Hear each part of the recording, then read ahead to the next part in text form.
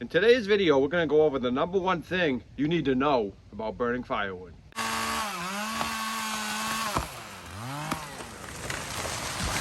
So what is this magical thing that I need to know? Well, we're going to get into that in a little bit.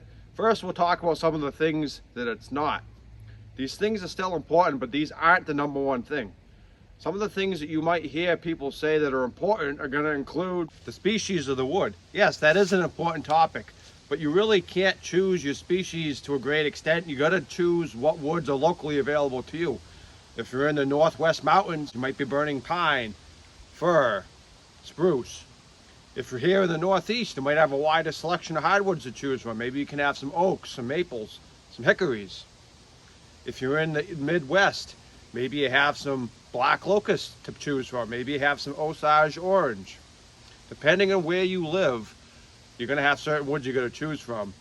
But ultimately, that's not the most important thing to burning wood. Another thing people might say is important is going to be the type of wood burner or stove that you use. Yes, that's also important. Newer stoves are going to tend to be more efficient. They're going to use less wood, but they're also, in my opinion, going to require more maintenance. They might have catalytic converters. They might be fussier with the type of wood you use. And in general, there's pluses and minuses to the type of stove you have, the brand, the model. It is an important factor, and it is an important topic to discuss for a future video, but that's not the number one thing. So the number one thing you need to know about burning firewood is that your wood, regardless of what species it is, has to be seasoned. By seasoned, I do not mean a juicy steak. By seasoned, I do not mean a carpenter with 20 years of experience. By seasoned, I mean the wood is at or below 20% moisture content. I've gone over moisture content, what it means in other videos. I actually did a whole series last year about things you need to know about firewood, and then the topic. I'm going to put that playlist at the end of this video. But if you remember nothing else from this video or any of my firewood videos, just remember that regardless of your species of wood, you want seasoned firewood when you go to burn it. So you might be asking yourself, Case, how can I possibly know if my wood is at or below 20% moisture content? It's quite easy to tell. I'm going to show you how in a minute, but first I want to talk about a few things. Why is there so many planes? That's the first thing.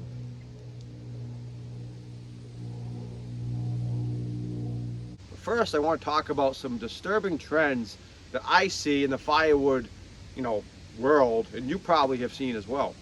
And that is going to be the amount of sellers selling unseasoned, freshly cut wood and trying to pass it off as seasoned. Ultimately, the person that suffers is going to be the end consumer, the person who buys the wood thinking this wood's seasoned, and ultimately they're going to have a lot of problems when they go to burn it.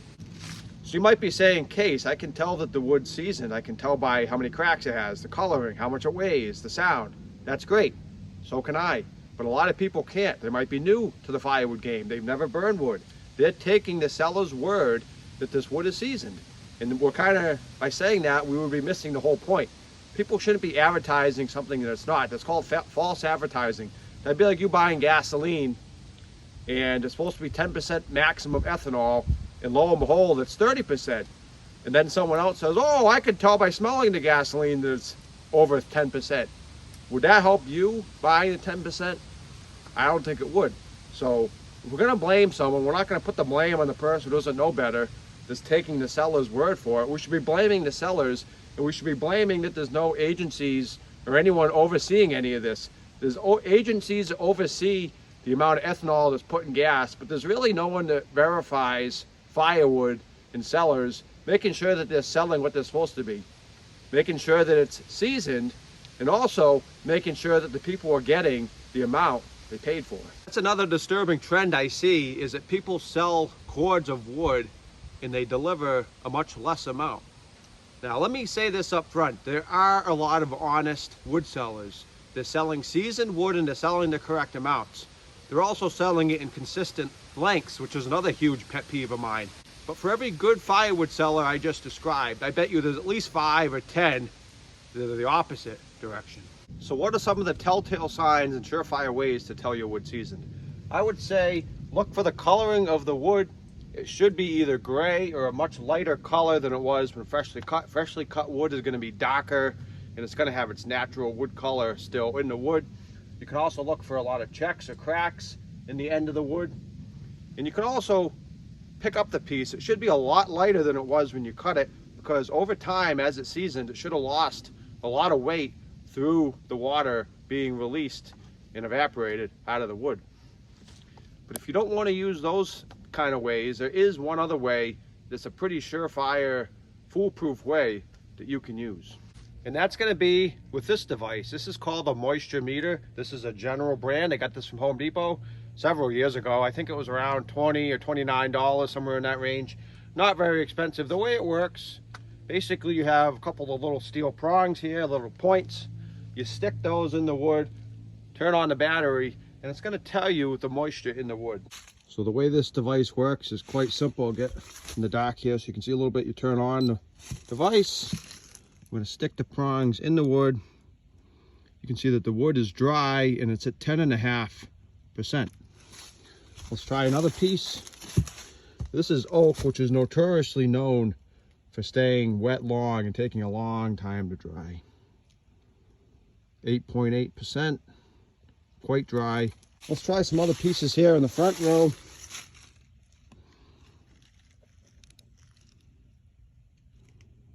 %, still well within range. You can see the coloring. Like I said, this oak has a much lighter color. There's a lot of checks and cracks in the end grain, versus a fresh cut piece of red oak. It's going to have a real dark grain and there's not going to be checks and cracks. 11.4, 11.5. Now some people are going to tell you that it's not accurate to take an end grain reading. You actually want to split the piece open and then check it. So let's go grab an axe and see if it changes the amounts.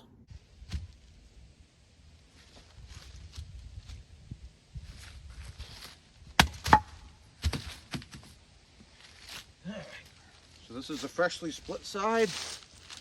So the end grain, see if you guys can see this here.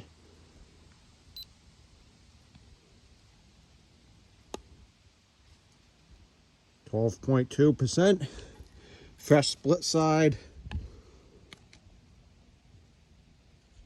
15%. So with that said, the 15% is still well within the range. Like I said, you want to be at or below 20%, but you are going to get a higher reading from the middle. That's pretty common, and that's why I would recommend, if you're checking only the ends, you really should be at 15% or low, because by the time you check the middle, there's a good chance you're going to be closer or at the 20%, which is, like I said, is that magic number. So let's go inside, warm up a bit, and wrap up the video. All right, it's a cold day today, about 27 degrees Fahrenheit. I got the stove going real nice. I'll tell you what, that heat feels real good. So let's wrap up the video. Why does it matter if the wood's below 20%? What's so special about seasoned wood versus unseasoned wood? So if you're burning unseasoned wood that has a lot of moisture trapped in the wood and it's unseasoned, a lot of the energy from burning the wood is going to be spent boiling off that water and having it evaporate in your stove. So you're going to use a lot more wood and you're going to have poor results. Your fires aren't going to go good. You're going to have a lot of sizzling, a lot of smoking, and you're going to end up with a lot of creosote in your chimney, a lot more buildup, which is unsafe and can cause chimney fires and a whole host of other things. So it's just not something you want to do. It'd be like putting junky, like I said, gasoline in your car. The car is meant to run on a certain quality level of gasoline, and the wood stoves are meant to run on a certain quality of firewood. So that's one of the biggest things I would say that kind of bothers me about the firewood industry. There's really no quality control in place. If you buy products from stores, you're going to have labels. You're going to have quality control where it was made. If you buy gasoline, someone's inspecting the gas pumps, making sure you're getting the right amount. They're inspecting the gasoline to make sure it's got the proper amount of ethanol and different things that it's illegally allowed to have. No one really checks firewood. They don't check how much the amounts people are getting versus what they're paying for. They don't check the lengths of the firewood, make sure they're kind of consistent. They don't check the moisture content and if the wood's seasoned or not, which to me is the #1 thing about buying and burning firewood, is make sure you buy seasoned wood. See you next time.